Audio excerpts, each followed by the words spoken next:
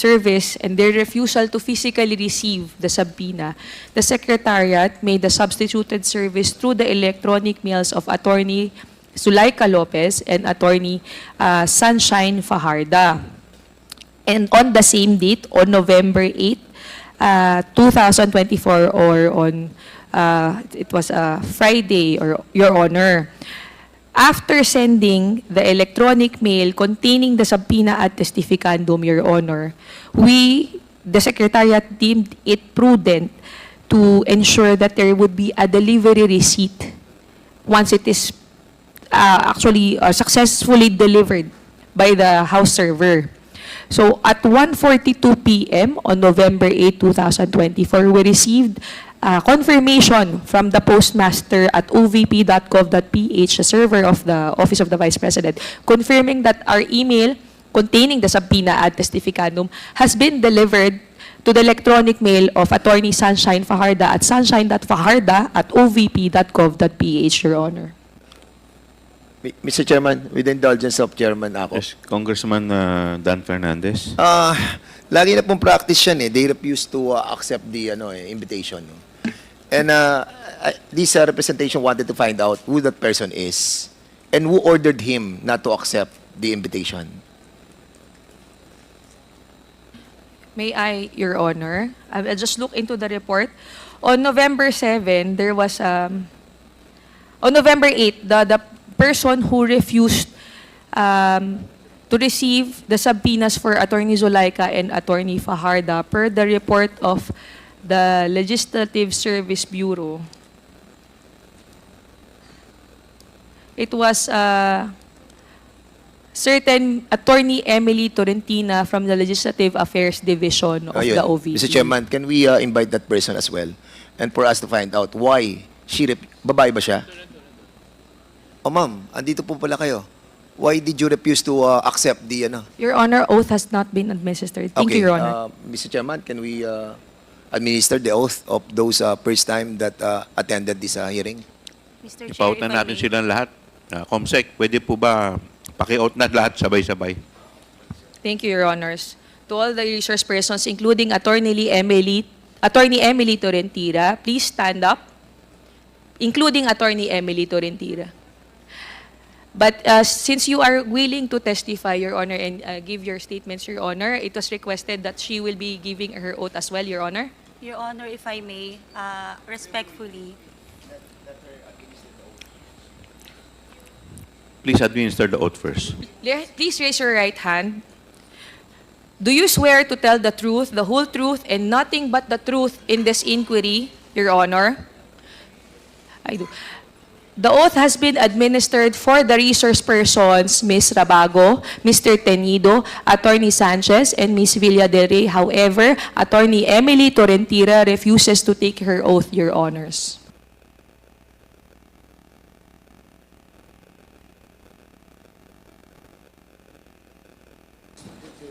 Mr. Chairman, I'm just wondering why attorney, what's the name of that that person? Attorney Emily Emily Torrentira, Your refuses to Honor. raise her hand for the oath taking. Can we ask her why she refuses to take her oath? may I, Mr. Chair, You can Your all sit down, Honors. ma'am. Upo na po. Thank you. Bakit Your daw po Honor. ayaw ninyo mag-take ng oath? No, Your Honor, I am not refusing to take the oath. Prior to being asked to take the oath, I was trying to explain, Your Honor, that I am not an invited resource person. Second, that I have only been asked now to explain why there was no receipt for subpoena for the persons who are not present here. That is what I am trying to say, Your Honors, respectfully. I just wanted to explain that as part of the Legal Affairs Division of the office, I wanted to explain why we did not receive. In accordance with the rules governing inquiries in aid of legislation, wherein the rules of court suppletorily applies, Rule 14 in relation to Rule 21 of the Rules of Court, Your Honors, personal service must be made to resource persons who are being issued subpoena. With that, Your Honor, they being not present in the office at that time, no person can receive on their behalf, and hence, there will be no proper service. Respectfully, Your Honors.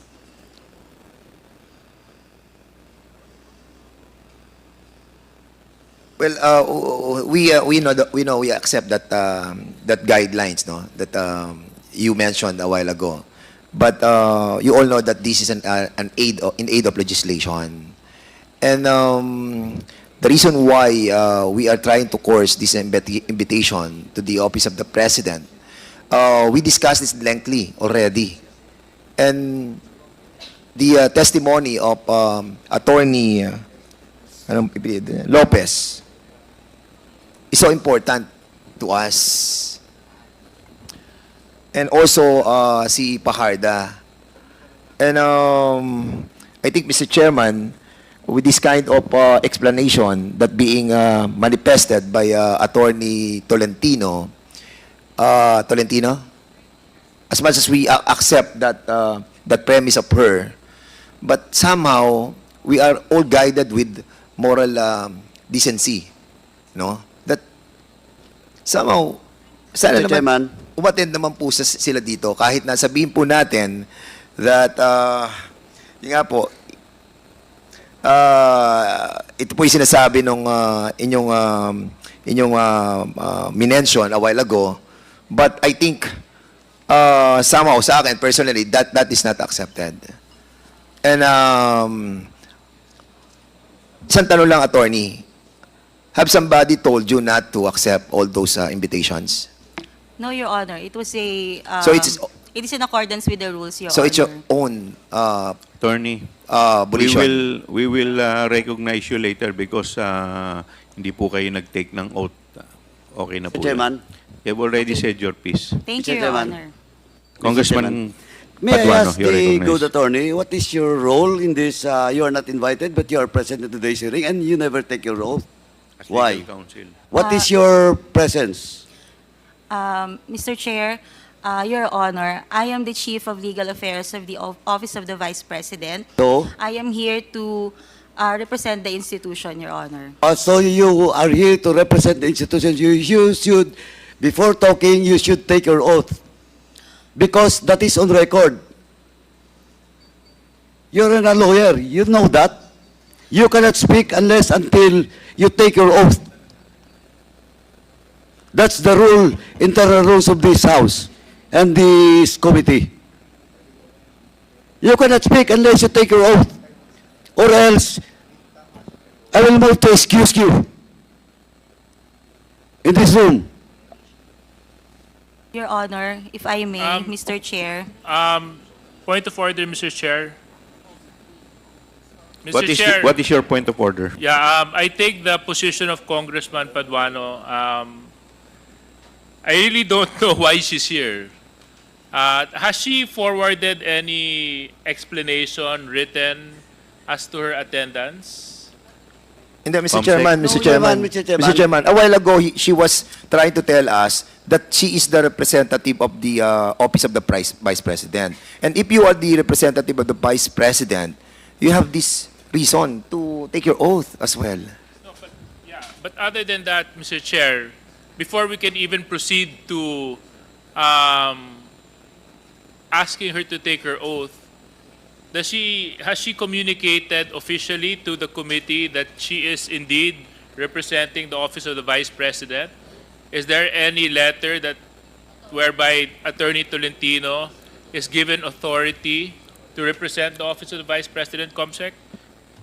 None, Your Honor. Did you submit your authority? If I may, Your Honor, respectfully. Yes, please. Mr. Chair, can we just call for a 5-minute suspension? Kausapin muna natin kung ano ba talaga kasi... Kasi... 5-minute suspension is Mr. declared by the chair. Mr. Chairman,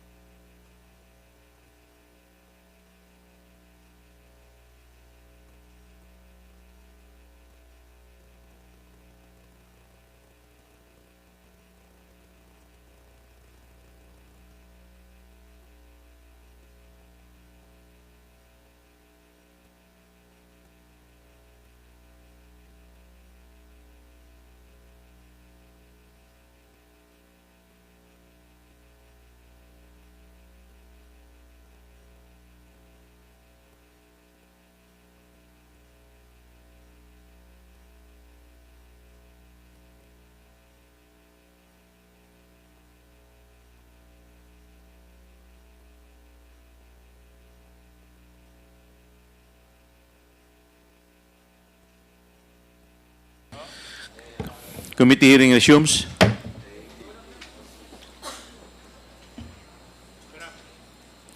Congressman Paduano.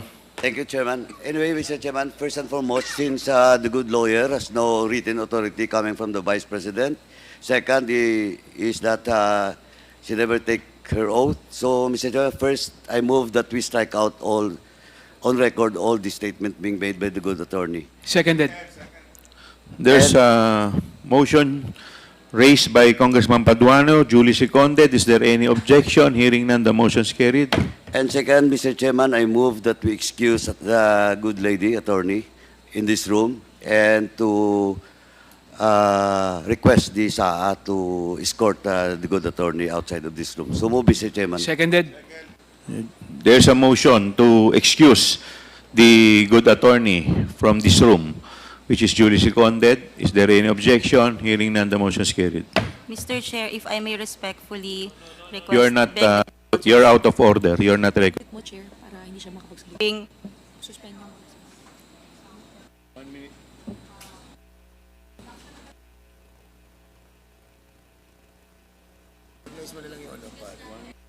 Suspend ko na lang.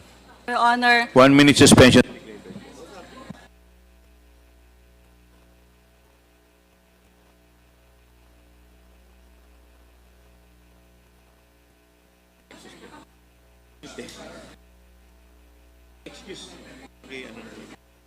Nakamute. Paki-excuse na lang po yung paki-excuse na lang po muna yung ating abogado.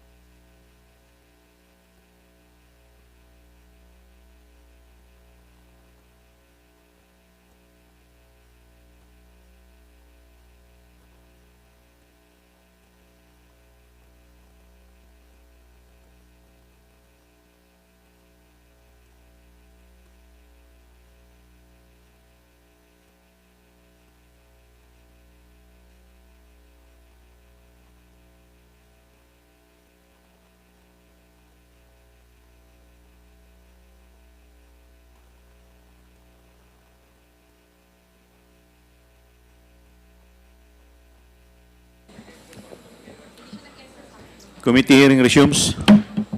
Mr. Chairman, Congressman J.J. Suarez, you're recognized. yeah. Mr. Chair, gusto ko lang po ilagay sa tamang perspective yung dahilan kung bakit po pina-excuse po natin yung isang individual na dumalo sa ating hearing. Baka po kasi magkaroon ng misunderstanding why she was excused from our hearing. Number one, she was not invited to attend today's hearing. Number two, she did not take her oath. So we don't even know the personalities and the circumstances to why she is here. And no communication was forwarded to the committee as to her attendance. For all we know, she can be somebody posing for somebody, and the committee cannot act on mere presentation without proper representation to the said committee, Mr. Chair. So para lang po maunawaan ng lahat kung bakit po natin pinakiusapan na ma-excuse yung isang individual na nagpakilala na Attorney Tolentino. Yun lang po, Mr. Chair.